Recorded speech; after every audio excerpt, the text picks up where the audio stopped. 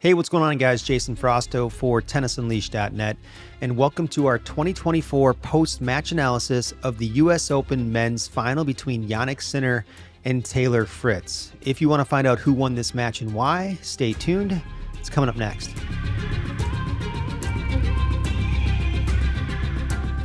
We know the stakes were really high in this match. This would be the first opportunity for an Italian man to win a Grand Slam at the U.S. Open. If Sinner could pull it off, right, he'd be the first Italian male player to ever do that. And if Taylor Fritz can win this U.S. Open final, he'd be the first American man to win a U.S. Open or any Grand Slam since 2003 Andy Roddick 21 years ago. So this is a really big event just for those two simple reasons. Pretty historic stuff. So with all that history in mind, let's jump into the match and analyze this thing. Taylor Fritz needed to serve extremely well in this match to have any chance to beat Sinner here today. And the question is, did he get off to that hot start in the first set and serve as well as he needed to? If we look at the stats a little bit, we can see that Fritz served just 38% first serves in this match in the first set against Sinner. So right away, he got broken, got behind 2-0. Sinner jumped all over him, right? Not just with his return to serve, but also with his ground game. And Fritz just simply didn't serve well enough to hang tight in the first set. And besides the first serve struggles, right, getting a high percentage in, the other thing that really hurt Fritz in this match was just when they got back into baseline rallies in the first set. One of the most telling signs of who the better mover is or the better ball striker, but in this case, the better mover, is the points won by rally length stats. And if we look at the points won by rally length in this match, any points going more than 4 shots in the first set, Sinner won 13 out of 19 of those points. Usually that'll favor either the better ball striker or the better mover, but in this case, it was Sinner that it favored because he's the better mover of the two players. And we know that Sinner hurt his left wrist slightly in the match against Jack Draper in a really long highlight style point that they had. So one of the most important things in the first set was Fritz to test that left wrist by hitting to the backhand side of Sinner, but he really didn't test it that much. If we look at the percentage of ground strokes Sinner hit in the first set, forehand versus backhand, Sinner was hitting a forehand 66% of the time, basically 2 out of 3 shots from the baseline. Sinner was able to hit a forehand over a backhand. So he's running around his backhand quite a bit and hitting really big forehands against Fritz. So Fritz really needed to find and test that backhand side early in the first set, and he failed to do it. And we know that Fritz served a low percentage of first serves in the first set, right? Just making 38% of his first serves. But Sinner was playing second serve return positions from on or around the baseline. So again, Fritz missed a lot of first serves, and Sinner had a lot of opportunity to get second serve returns and potentially get aggressive with those. And he was taking them from around the baseline in the first set, but he adjusted his position quite a bit in the second set versus the first set. So Sinner was thinking a lot about tactically what he needed to do in this match and how he was going to beat Fritz in this matchup. So that first set was 6-3 Sinner's way, right? Did things turn around for Fritz in the second set? And the key was the first serve, because in the second set, Fritz hung with Sinner up until 4-5 in that second set. And he served at first serve percentage at 78% first serves in. So he made a lot more first serves, placed them really well, and Sinner really struggled against Fritz's first serve in the second set. He struggled so much with his first, even, and second serve, wanted to vary his tactics a little bit, that his second serve return position went from being at or around the baseline to an average of 9 feet behind the baseline in the second set against Fritz's second serve. So tactically, Sinner really thinking about, what am I going to do in this match? What do I have to do now that Fritz is making a lot of first serves in, right? Around 80% for that second set. I need to vary my tactics. I need to vary my position. I need to change things up to give him different looks and try to get more returns in play from my end of the court. And we talked about, right, how Fritz really stepped up his first serve percentage in the second set and forced Sinner to kind of adjust his return to serve position. But until that 4-5 game in the second set, Fritz had a chance to hold for 5-5. He just sort of had a loose game there, right? Didn't make as many first serves in that particular game, which cost him. And then Sinner came up with some really good tactics and some great shots in that 10th game of the second set to break for the set. And another big key, right, to Sinner winning this match was his own first serve. He only served at about 51% first serves in for this match. But when he made that first serve, he won 88% of the points that he put into that service box. So Fritz only won 5 out of 43 first serve return points against center serve. He really struggled with explosive movements to the sides to chase down those serves, and that's something that Fritz has to get better with. Well, you might say he's been around the tour for a while now. He can't improve his explosive movement.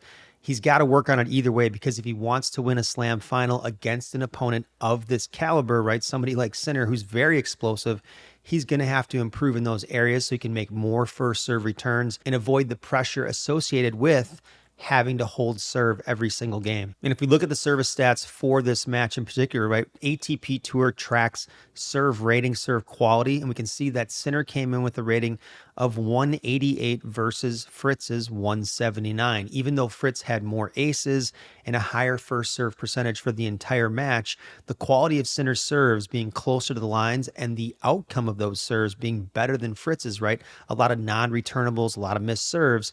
He's got a higher serve quality rating than Fritz does for this match, and that's one of the most important shots in the game. And not only was Sinner the better server for this match, right, he was also the better returner in this match. If we look at the serve return ratings for this match from the ATP Tour stats, we can see that Sinner came in at an average serve return rating of 139 versus Fritz's 93, right? So again, a lot of that has to do with that Sinner serve being very close to the lines and very difficult to return for Fritz, but Fritz really has to improve his return to serve game and also look at the possibility of not just staying closer to the baseline, but really altering his return position based on how the server is serving in the match. That's something that we saw Sinner do, and that's something that Fritz definitely needs to explore a little bit more if he's willing to back up in certain situations based on how well the server is playing in that particular day. And the third set itself was really interesting because Fritz actually got up a break 5-3 in the third set and just started hitting absolutely titanic bombs off the ground, especially with his forehand side.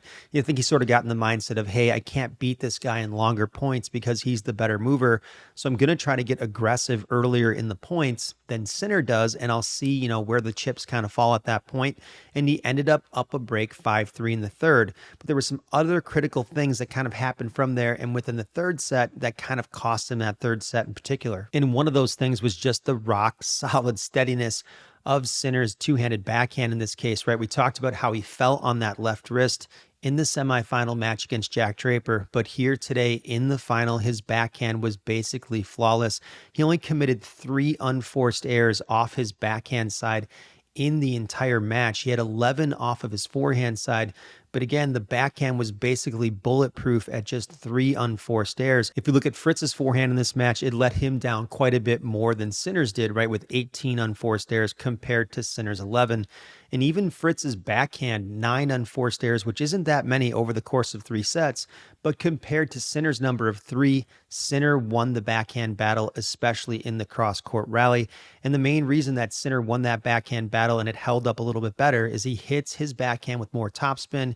He hits it heavier, and that gives him much more margin on the shot.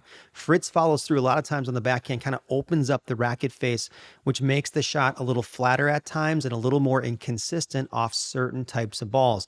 It can be a weapon for him as well, as he kind of does this on the backhand side and the balls tend to skid through the court.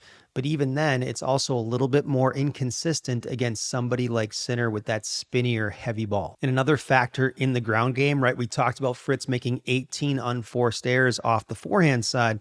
We know he's pretty far under the handle with his grip on the forehand side. In particular, he's closer to a full Western grip. I know he'll say it's a full Western grip, but if you look at his heel pad of his hand, he's on about 4.5, which is in between Western and semi-Western. So I won't call it a full Western just because of his heel pad position not quite being on number 5. It's again more on 4.5.